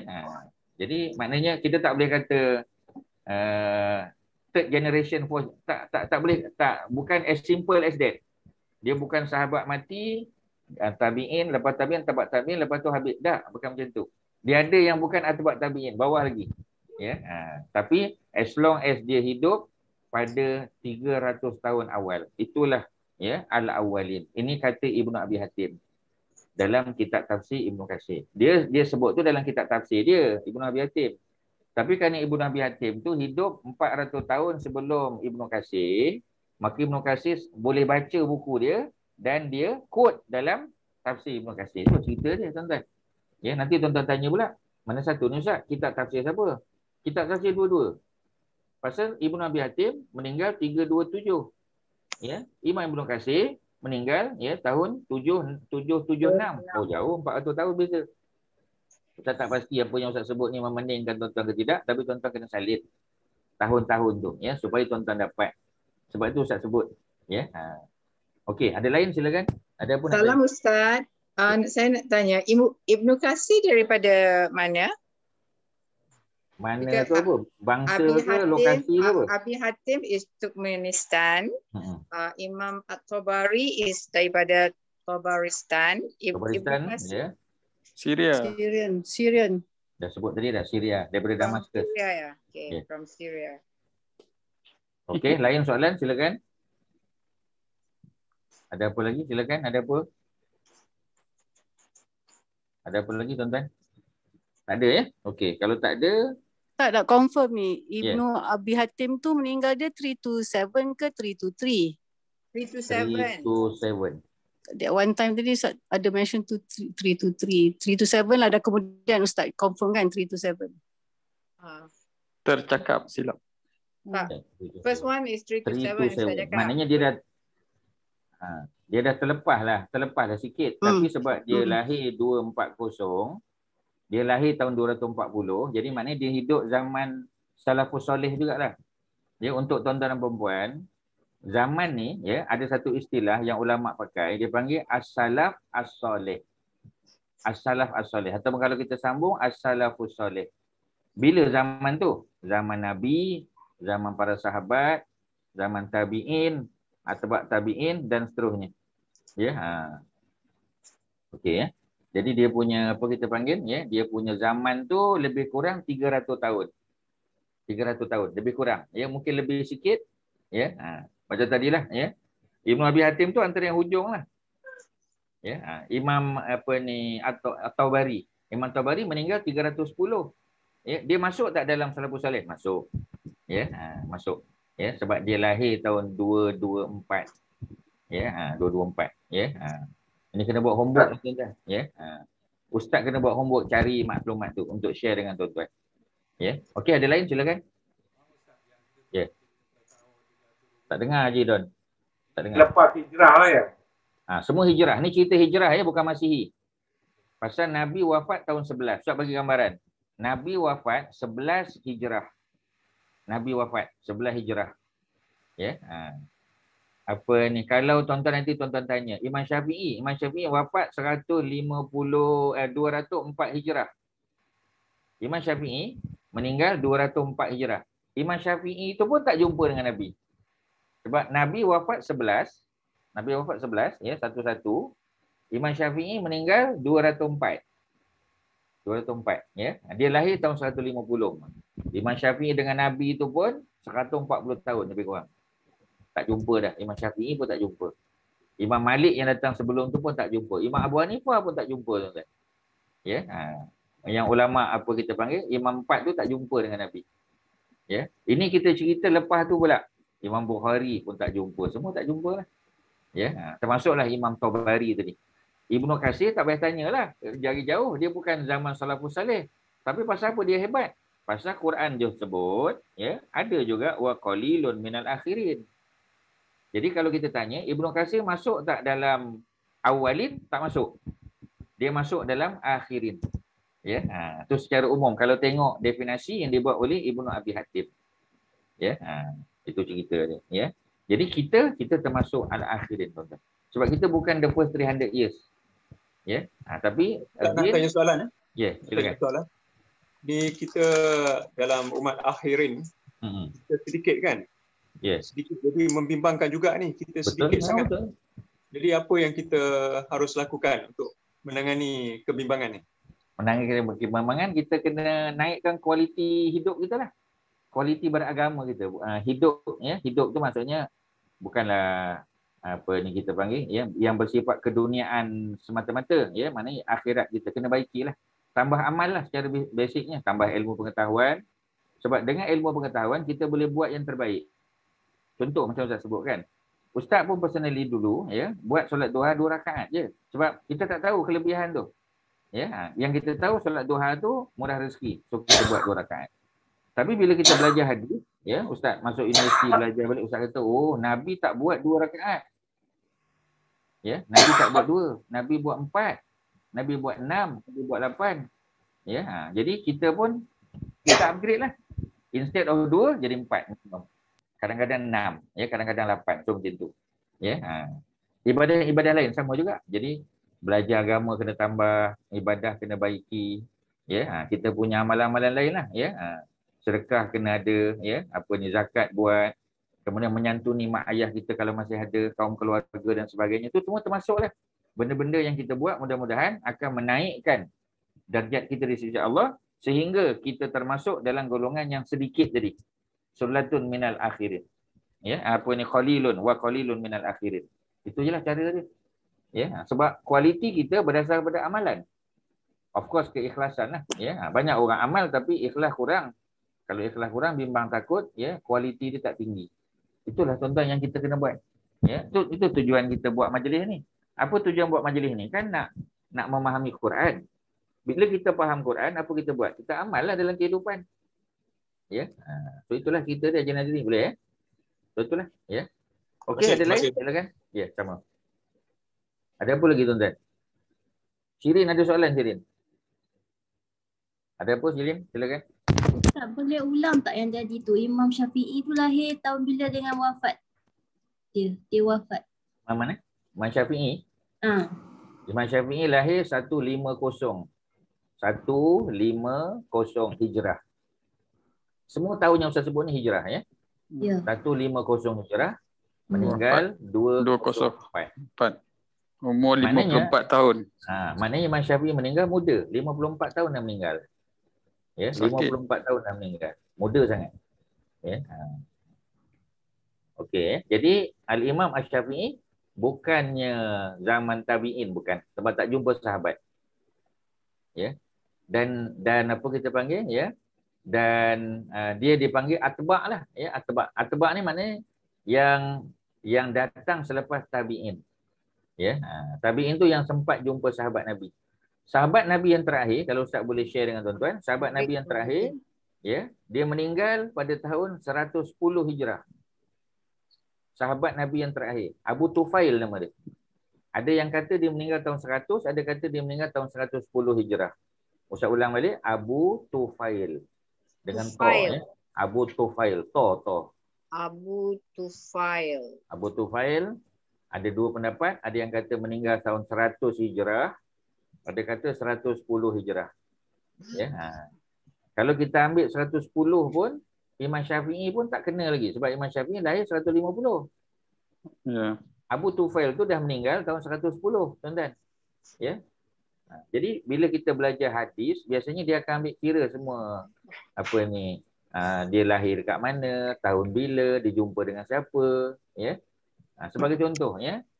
Cerita yang biasa kita dengar. Ni Ustaz bagi contoh. Ya. Ada orang bagi tahu ni cerita, ya. Ni keluar sikit daripada kita punya cerita tafsir tadilah, ya, cerita tadabbur. Mungkin berat sikit, ya. Ni Ustaz buat ringan sikit. Ada cerita, ya, ada orang bagi tahu Imam Syafi'i pada satu hari pergi Imam Abu Hanifah. Dia pergi jumpa Imam Abu Hanifah, ya. Tuan-tuan kena ingat Abu Hanifah duduk di Kufah. Kufah kat mana tuan-tuan? Iraq. Baghdad. Ya. Imam Syafi'i dia travelling. Ya. Jadi Imam Syafi'i dia travelling. Ya. Jadi bila dia travelling cari guru, katanya dia sampai di Kufah, ya. Dia singgah di rumah Imam Abu Hanifah. Kemudian dia bermalam di rumah Abu Hanifah. Dia tidurlah, ya. Jadi ada anak Imam Abu Hanifah, sebab dia dapat tahu Imam Syafi'i ini orang hebat. Ya, ibadahnya banyak, tahajudnya, baca Quran apa semua sebagainya. Jadi sebab itu dikatakan anak Abu Hanifah dia telah mengintai Imam Syafi'i. Dia nak tengok ibadah Imam Syafi'i itu malam macam mana, ibadah dia macam mana. Ya, jadi dia pun dikatakan mengintai. Ya, bukan mengintai benda tak elok, ya. Mengintai nak tengok ibadah, tujuan dia. Nak tengok berapa rakaat dia buat. Ya. Tapi daripada lepas Isyak, ya, mana menjelang malam sampailah ke subuh, Imam Syafi'i tak buat apa pun. Imam Syafi'i baring aja atas katil. Imam Syafi'i tak baca Quran, ya. Imam Syafi'i hanya berbaring sahaja. Ya. Jadi pada pagi tersebut, ya, maka anak Imam Abu Hanifah tadi beritahu pada ayah dia. Dia kata, ayah, ya, malam tadi saya tengok Imam Syafi'i ni tak buat apa pun, baring je atas katil. Ya, Imam Abu Hanifah dah tahu cerita tu daripada anak dia lah. Dia tak suruh pun anak dia pergi mengintai, tak. Anak dia tu budak, ya, budak-budak ni dia dengar kata Imam Syafi'i ni hebat, dia pun nak tengok. Maka apa yang berlaku, ya? Waktu makan pagi, Imam Abu Hanifah pun tanya Imam Syafi'i. Dia kata, macam mana malam tadi, tidur selesa ke? Ya. Jadi apa ni kata Imam Syafi'i, aku tak tidur malam tadi. Ya, aku baring saja. Dan alhamdulillah aku berjaya menyelesaikan 40 soalan, ya, umat Islam, dia kata. 40 soalan dia dapat cari dalil, ya, daripada hadis mana, ya. Sebab para ulama ni Quran dalam dada, jangan kata Quran, hadis-hadis dalam dada. Ratus ribu dalam dada, tuan-tuan. Ya. Jadi oleh kerana itu, ya, maka Abu Hanifah pun, ya, tahu bahawasanya anak dia hanya tengok pada zahir saja. Nampak Imam Syafi'i tidur. Ya, tapi tak tidur pun dia. Ya, dia menyelesaikan, memikir macam mana nak selesaikan masalah umat. Ya, itu cerita dia. Jadi cerita ni masyhur. Ustaz-ustaz pun dah sebut. Tuan-tuan nak tahu tak? Cerita ni cerita bohong. Ya, kerana apa? Kerana, ya, Imam Syafi'i lahir bila tadi? Shirin? Imam Syafi'i lahir 150 Hijrah. Imam Syafi'i 150. 150 Hijrah, 150. Okey, Ustaz bagi tahu. Imam Abu Hanifah meninggal tahun Imam Syafi'i itu lahir. Imam Abu Hanifah meninggal 150 Hijrah. Tahun yang sama Imam Syafi'i lahir. Agak-agaknya Imam Syafi'i sempat tak jumpa Imam Abu Hanifah? Sempat macam mana, tuan-tuan? Tak sempat. Ya, jadi kita ni cerita bohong. Pun tadi cakap lagi. Ya, cerita bohong, tuan-tuan. Ya. Maknanya mungkin kalau cerita ni benar pun bukan Imam Syafi'i dengan Imam Abu Hanifah, dengan orang lain. Ya, dengan orang lain, bukan dengan Imam Abu Hanifah. Kerana Imam Abu Hanifah baru lahir, ya, baru meninggal dunia pada tahun Imam Syafi'i baru lahir. Itulah kepentingan tahu dia punya usia, tuan-tuan. Ya. Nanti Shirin tanya kepada Ustaz. So, Abu Hanifah lahir tahun bila? Okey, Ustaz jawab. Lahir tahun 80 Hijrah. Abu Hanifah lahir 80, meninggal 150. Sekali lagi Ustaz ulang. Abu Hanifah lahir 80 Hijrah. Tuan-tuan salin 80, meninggal 150 Hijrah. 70 tahun. Ya, maknanya dia meninggal, ya, umur dia 70. Imam Syafi'i lahir 150 Hijrah, tahun yang sama dengan meninggalnya Abu Hanifah, meninggal 204 pada usia 54 tahun. Ya, mana nak jumpa tu, tak jumpa. Ya. kadang-kadang ada yang jumpa, ya, nampak macam jumpa tapi tak jumpa. Contoh Imam Syafi'i, ya, meninggal 204 Hijrah. 204 Hijrah. Ya, orang tanya, Imam Al-Bukhari sempat tak jumpa dengan Imam Syafi'i? Ya, mungkin macam pernah. Ya, macam pernah tuan-tuan, sebab macam mana? Tak mungkin lah Ustaz. Kak Faridah tahu. Kak Faridah tahu tak Imam Bukhari lahir tahun bila? Nak kena tahu tahun bila dia lahir dulu. Nanti dulu. Tak ingat. Ya. Imam Syafi'i meninggal 204. Tak apa, Ustaz bagi tahu. Ya. Imam Syafi'i meninggal 204. Okey, dengar baik-baik. 204. Ya. Mute-kan dulu tuan-tuan punya apa tu, ya. Kemudian Imam Al-Bukhari lahir tahun 194. Tadi mula-mula Ustaz sebut Abu Hanifah, kemudian Ustaz sebut Imam Syafi'i. Bawah dia lagi Imam Al-Bukhari. Imam Bukhari lahir 194 Hijrah. Dari segi time, Imam Bukhari sempat tak, dari segi masa kalau kita tengok on paper, sempat tak jumpa dengan Imam Syafi'i, tuan-tuan? Ada kemungkinan? Ada kemungkinan. Dia ada berapa tahun? Ada 10 tahun. 10 tahun. Ada 10 tahun. Ya. Tapi pengetahuan tentang tahun tak cukup. Pasal apa tuan-tuan? Sebab tuan-tuan kena tahu, ya, pada tahun, ya, 194 tu Imam Bukhari lahir di Bukhara, Uzbek. Dia bukan lahir tanah Arab, di Uzbek. Ya. Dan tak travel tuan-tuan. Bila budak-budak kecil travel? Dia akan travel biasanya selepas umur 10 tahun. Dan dia travel pergi mana? Dia travel pergi haji. Dia akan ikut bapak dia ataupun keluarga dia. Ya, jadi maknanya pada tahun 204 ketika Al-Bukhari berumur 10 tahun baru dia keluar pergi haji. Ya. Pada tahun 204 tu, ya, Imam Syafi'i tak duduk di Mekah. Dia kata bolehlah sebab Imam Syafi'i duduk Mekah. Dia duduk di Egypt. Ya. Dia meninggal di sana. Imam Bukhari tak jumpa dengan dia, tuan-tuan. Walaupun ada masa 10 tahun. Nampak tak, tuan-tuan? Dan benda ni bukan senang, tuan-tuan. Ya, pasal kita kena tahu bila dia lahir, bila meninggal, tempat dia di mana, lokasi. Ya, dia memerlukan banyak kajian lah. Ya, Ustaz secara peribadi pun kita belajar benda ni banyak tahun, tuan-tuan. Ya, kita baca, kita tengok, kita buat dia punya apa, macam diagram, ya, buat dia punya timeline dia, baru dia dapat, tuan-tuan. Ya, dia bukan dapat macam tu saja. Tuan-tuan baca satu malam dapat, tak dapat, tuan-tuan. Dia akan ambil masa. Tapi tak apalah, Ustaz share lah dengan tuan-tuan. Ya. Sebab tu, tuan-tuan, Ustaz nak bagi tahu, ya, kalau nak mula belajar agama ni memang, ya, memang kena belajar daripada awal lah, daripada anak-anak tu, ya. Tapi bukanlah makna kita tak boleh belajar, boleh belajar, ya. Tapi kita belajar tu, ya, untuk melengkapkan apa yang mungkin kita dah tertinggal dulu. Dulu mungkin kita tak sempat sebab sibuk. Ya, tuan-tuan yang masih bekerja tahulah memang sibuk, tuan-tuan. Kerja sibuk. Ustaz pun pernah kerja pejabat, ya, pernah mengajar universiti. Jadi kita tahu memang sibuk, tuan-tuan. Ya, dulu Ustaz sebut secara peribadi, nak baca surah Al-Kahfi setiap minggu tu tak habis, tuan-tuan. Baca tapi tak sempat habis 110 ayat. Pasal sibuk, tuan-tuan. Ya, memang itu pun Ustaz kerja di UPM. Ya, UPM nak balik, ya, sebab kelas habis kadang-kadang 5.30, kadang pukul 6 baru nak habis. Ya, travel nak balik. Apa ni, maghrib di apa kita panggil, ya, di RNR je, tuan-tuan. Ya, maghrib di RNR. Ya, Khamis malam Jumaat. Ya, memang tak sempat, tuan-tuan. Ya, balik rumah dah letih, ya. Dan kalau ada kuliah maghrib, Ustaz kena balik awal sikit, ya. Dah habis pukul berapa, tuan-tuan? Ya, malam lepas makan kita nak baca, bolehlah baca sikit tapi dah mengantuk dah. Pagi-pagi besok kita nak keluar dah, ya. Jadi tak mampu, tuan-tuan. Boleh baca tapi tak habis 110 ayat. Ya, jarang dapat, ya. Jarang dapat habis 110. Ya. Kita boleh baca habis lah, ya, tapi baca habis dengan buka kaset je lah. Ya, kalau kita hafal surah Al-Kahfi, alhamdulillah boleh baca dengan apa ni, CD tadi lah, ya. Kalau tidak macam tu lah, tuan-tuan, boleh dengar lah. Ya, tapi tak boleh baca. Dapat pahala melihat Quran tak dapat. Tak sempat, tuan-tuan. Memang sibuk. Ya, jadi itulah cerita dia.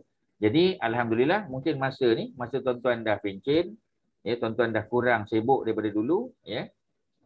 Inilah masanya kita tambah tadi. Ustaz Haji Nazri tanya kan, apa boleh kita buat? Sebab bimbang pasal, ya, yang awalin tu kebanyakannya, ya, Bukan kita. Ya, kita akhirin. Tapi nak buat macam mana tuan-tuan? Kita dah hidup zaman ni. Sebab itu orang yang hidup pada zaman ni, ya, dia punya pertimbangan daripada Allah tu lebih lagi tuan-tuan. Pasal kita hidup di zaman, ya, orang lalai. Ya, kita hidup di zaman orang lalai. Sebab itu, kalau dalam keadaan lalai ni, sebab Nabi sebut, macam pegang bara api. Orang yang nak hidupkan Islam pada akhir zaman ni, macam orang yang memegang bara api. Cuba tuan-tuan bayang. Kalau dia boleh buat, oh hebatlah tuan-tuan. Ya, sebab itu sahabat Nabi boleh baca surah Kahfi, boleh baca surah tu, surah ni, ya, itu memang dia hidup zaman dia tu. Tak ada TV, tak ada internet, ya. Kalau zaman kita dengan internet, dengan TV, dengan apa ni, kita still boleh ya baca, datang kelas, ulang kaji, ya, zikir dan sebagainya. Hebat tuan-tuan. Ya, itu memang hebat sebab kita hidup di zaman orang lalai. Ya, tu cerita dia. Kalau Ustaz boleh bagi sedikit kegembiraan lah kepada tuan-tuan. Harap-haraplah, ya. Tapi tengok apa ni, apa tak tahulah tuan-tuan ni masing-masing lah, ya. Ustaz cuma bagi guidance saja, ya. Kita kena buat kerja sendirilah. Okey, ya. Selesailah, ya. Ada apa tuan-tuan? Apa yang Ustaz boleh bantu lagi sebelum kita sambung sikit? Ada apa? Nampak ada yang unmute tu, ya. Ustaz. Ya, Ustaz. Ya, waalaikumsalam. Tanya Ustaz. Kita selalu dengar ungkapan ni Ustaz, dia kata kita masuk syurga bukan dengan amalan kita kan, tapi dengan rahmat Allah kan. Betul. So itulah macam mana kita nak dapatkan rahmat Allah ni Ustaz. Sebab baru-baru ni saya dengar ada Ustaz tu cakap, dia kata kalau kita tak memahami Al-Quran tu kita tak boleh dapat rahmat Allah. Betul ke Ustaz? Macam mana tu? Yalah, sedih tu kalau dengar macam tu, ya. Sebab berapa orang yang boleh faham? Ya, berapa orang yang boleh faham kan? Berapa orang yang masuk sekolah agama, belajar bahasa Arab, ya, yang sambung belajar bidang agama, ya. Berapa orang sangat kalau macam tu. Ya, jadi rahmat Allah datang dalam banyak bentuk. Ya. Kalau kita dah baca surah Kahfi. Ustaz dah sebut kan, kalau tuan-tuan masih ingat, kalau Kak Masyidah masih ingat, Ustaz sebut antara surah yang paling banyak sebut rahmat adalah surah Kahfi. So kalau kita baca doa yang Rabbana atina min ladunka rahmatan wa hab lana min amrina rasyada, selalu okey Ustaz. Boleh dapat rahmat lebih. Itu salah satulah. Ya, ayat 10 tu kan, itu salah satu. Tapi cerita rahmat tu, Kak Masyidah, saya nak bagi tahu, cerita rahmat tu dalam 4 kisah tu. Kisah 7 pemuda tu pun dapat rahmat. Kisah apa ni, ya. 2 adik-beradik yang apa ni, harta pusaka tu. Ya, yang ada ladang tu kan, ya, pun kisah rahmat juga. Kisah Nabi Musa, ya, Nabi Yusha dan Nabi Khidir pun cerita rahmat. Kisah Zulkarnain pun cerita rahmat juga. Masing-masing tu dapat rahmat. Ya, dengan cara yang berbeza-beza. Ya, 7 budak ya dapat rahmat melalui usaha dia menyelamatkan akidah. Ya. Yang apa kita panggil? Apa kita nak buat? Dah tambah amalan yang Kak Masyidah buat tu selama ni, buat apa kita panggil, NGO lah, itulah ini apa. Yang amal jariah lah. Masyidah kita masuk lah. Tapi jangan tu saja. Ada orang amal jariah memang hebat tapi sembahyang duha pun kadang tinggal. Ya, jangan macam tu. Memang masuk syurga dengan rahmat Allah, betul. Even Nabi Muhammad pun sama. Ya, sebab sahabat tanya pada Nabi, Nabi jawab, ya, even aku pun, ya, hatta apa kita panggil, hatta ana, sehingga aku pun masuk syurga dengan rahmat Allah. Semua orang masuk syurga dengan rahmat Allah. Maknanya belah kasihan Allah, sebab amal kita ni ciput je. Ya. Amal kita macam amal Nabi tak? Amal Nabi sampai bengkak-bengkak kaki. Kita mana ada macam tu tuan-tuan? Tak ada pun. Ya. Bengkak kaki tu sebab gaut je tuan-tuan. Makan daging lebih itu je. Ya. Maknanya nak bagi tahu, ya, amalan kita ni sikit je tuan-tuan. Ya. Itulah kita takut tu Ustaz kan. Sebab itu kalau kita nak pakai amal kita, tak layak kita masuk syurga Kak Masyidah. Ya. Alhamdulillah, ya. Kita boleh buat benda-benda lain.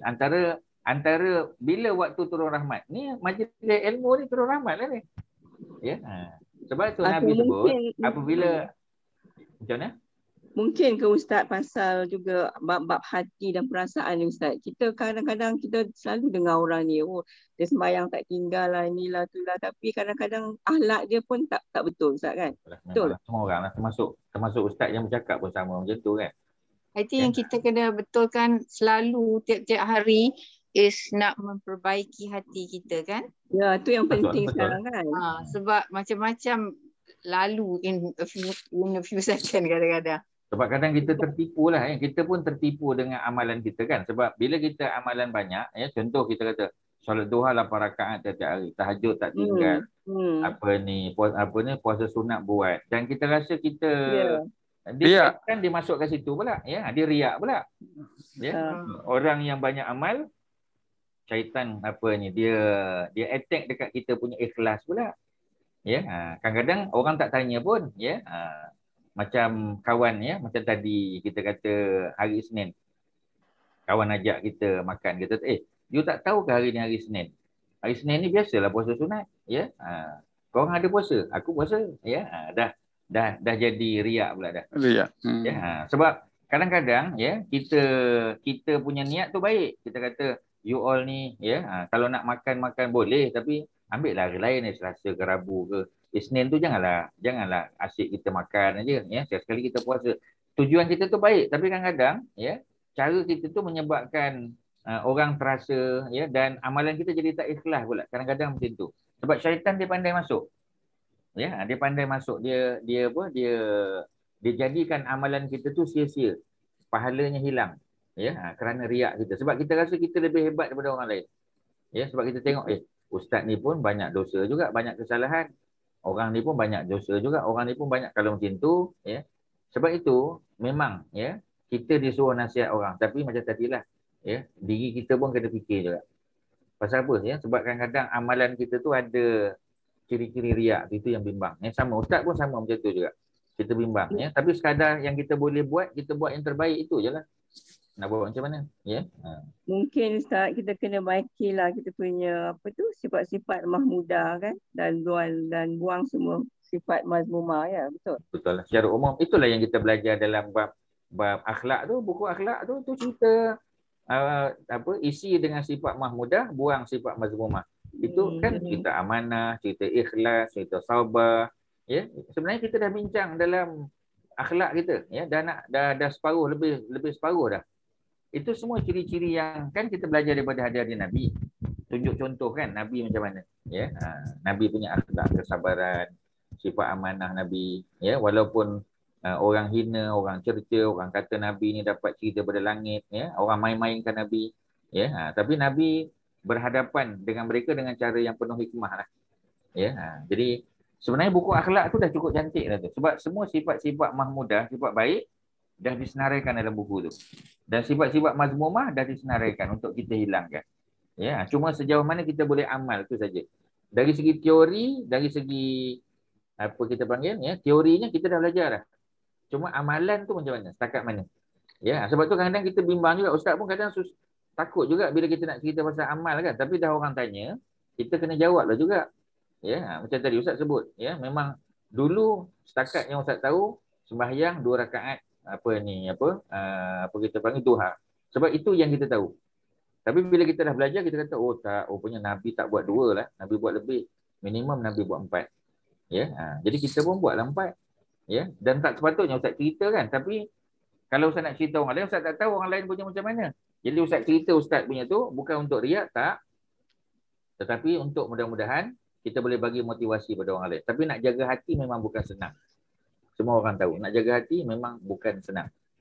Sebab takut-takut kita cakap tu ada riak. Memang sangat bimbang. Sebab riak ni macam api yang membakar daun-daun yang kering pada hari yang sangat panas. Riak ni ibarat api yang membakar daun-daun kering pada hari yang sangat panas. Ni sekarang ni tengah panas ni. Kita punya hari-hari kita panas. So macam mana kita punya kita panggil mudah terbakar. Kalau kita hidupkan api tu cepat betul terbakar. Gambaran riak, habis amalan kita, sayang betul. Jadi sebab itu banyak benda yang kadang-kadang kita kena sembunyi. Kita dengan Allah lah. Orang tak tahu pun tak apa.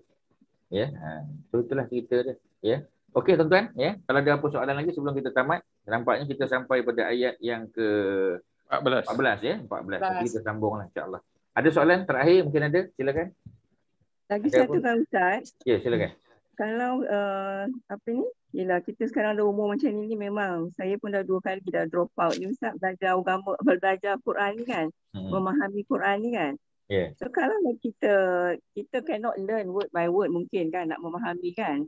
Tetapi tak boleh ke kita baca, kita faham, okey katalah now kita baca Al-Waqiah ni, kita tahulah dia pasal pasal kiamat, pasal syurga, neraka semua kan. Yeah. Boleh ke kalau kita memahami secara menyeluruh saja Ustaz? Kita tahulah surah tu pasal apa kan, tapi nak belajar word by word ni agaknya tak tahu dah bila kan boleh faham kan. Yang terbaik yang kita boleh lah. Ya? Jangan tak baca sudah. Baca Quran dengan tajwid, dengan makhraj tu alhamdulillah orang Melayu banyak dah boleh. Cuma kita baca makna-makna dia lah. Memanglah yang terbaik boleh word by word, ya, phrase by phrase, baca dia punya Arabic apa semua. Tapi yang tu memang tahap tu memang mungkin almost, Ustaz tak kata impossible, tapi almost impossible lah. Sebab dia memerlukan masa yang panjang. Ya, masalahnya Ustaz, kita dari kecil cuma kita disuruh belajar Quran, belajar tajwid, belajar kan. Tapi tak ada siapa pun cakap kita kena mesti faham Al-Quran. Ya betul. Itulah betul silap kita kan. Sistem pendidikan kita lah. Itulah. Tapi macam tadi lah, kita tak boleh nak kata saya ni produk bersistem yang salah. So yang kita buat ni adalah untuk membaiki lah. Ya, untuk tampung mana yang kurang-kurang tu, ya. The best that we can do. Apa lagi kita boleh buat. Ya.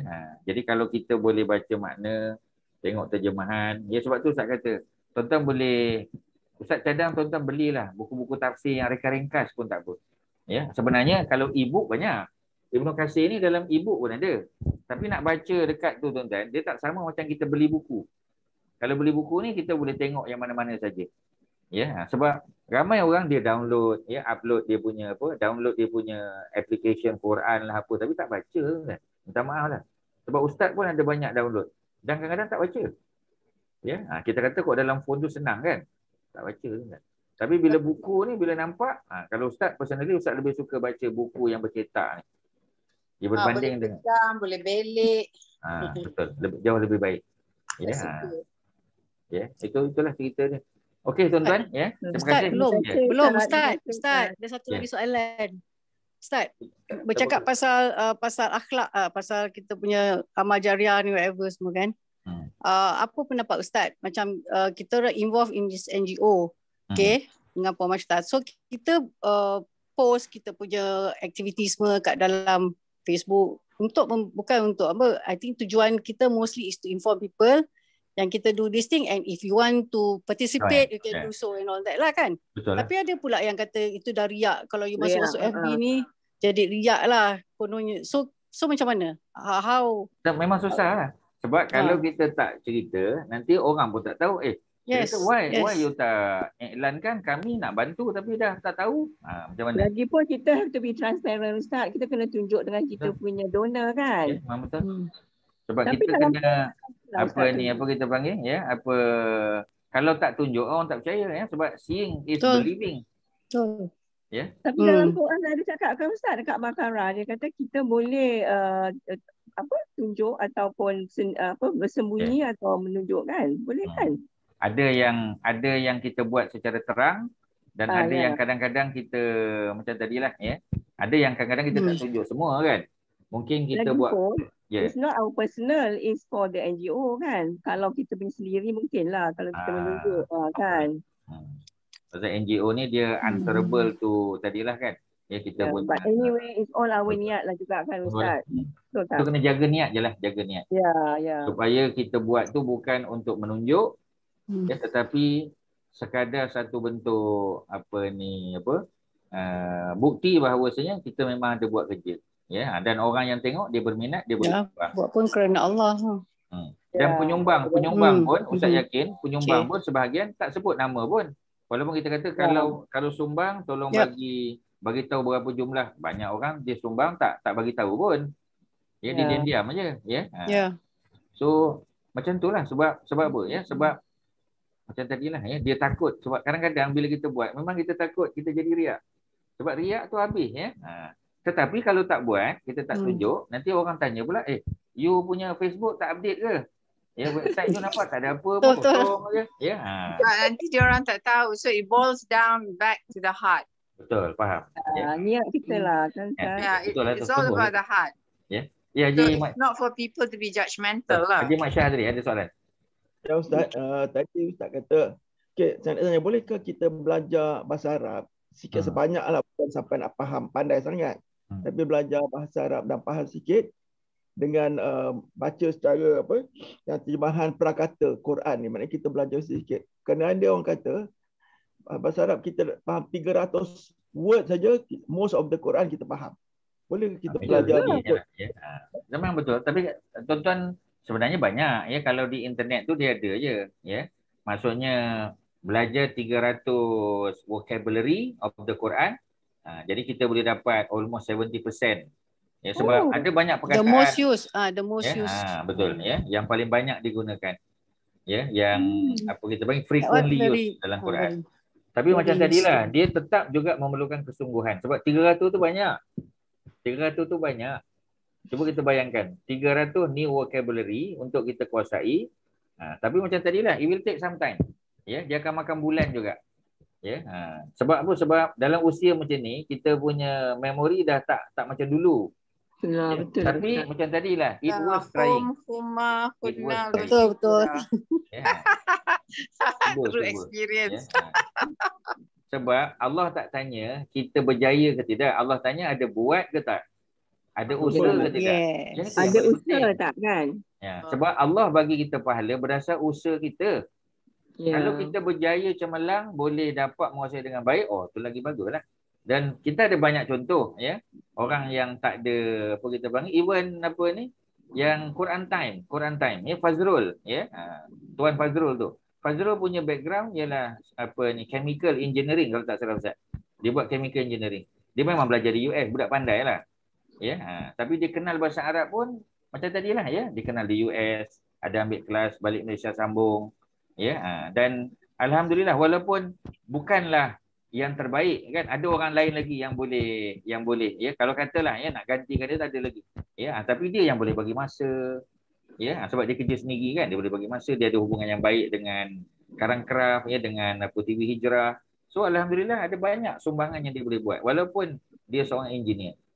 Ya, jadi Ustaz yakin ya, benda-benda macam tu ada ramai lagi orang lain yang mungkin kita tak sebut ya, tetapi mereka berjaya. Tapi usahalah tadi, through time. Ustaz ulang balik, 300 perkataan tu banyak Haji Mat Syah. Banyak tu. Sebab bila Haji Mat Syah kata by memorizing or understanding only 300, memanglah nampak macam sikit. Kan, only 300 tu memang nampak macam sikit, tapi it will take some time. Ya, tapi macam tadilah ya, cuba. Ya, Ustaz yakin kalau tak salah Ustaz apa ni, Kak Rohiza ya, dia ada, Ustaz pun tak ingat di mana kita letak buku, tapi Ustaz apa ni, Kak Rohiza masih ada tu. Ya, mungkin Kak Rohiza boleh share dengan kawan-kawan yang lain, Kak Rohiza yang tadi tu learning Arabic vocabulary tadi. Okey.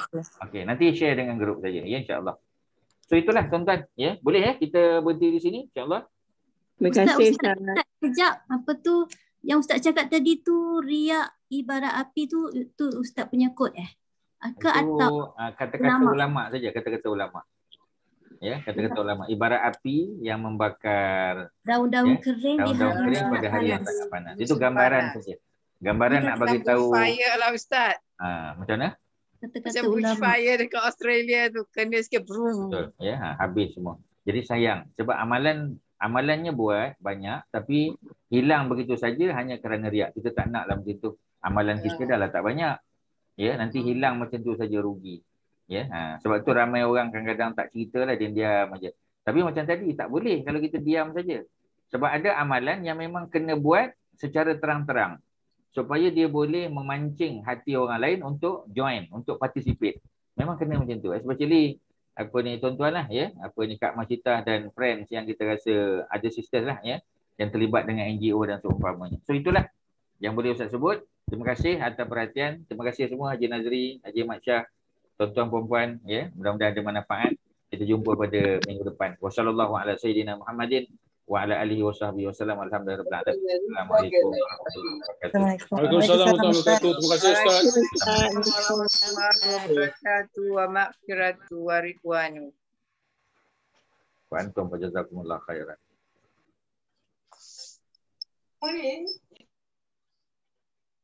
Okey, terima kasih semua. Terima kasih Nazri. Sama-sama. Terima kasih semua kerana hadir. Okay, thank you. Pak Yuri, Tuan Raja, thank you. Okey, Assalamualaikum. Assalamualaikum. Waalaikum. Assalamualaikum, Tok Man. Jamal. Waalaikumsalam. Ketua Darjah, Haji Nazri, semua. Sharon. Captain Sharon.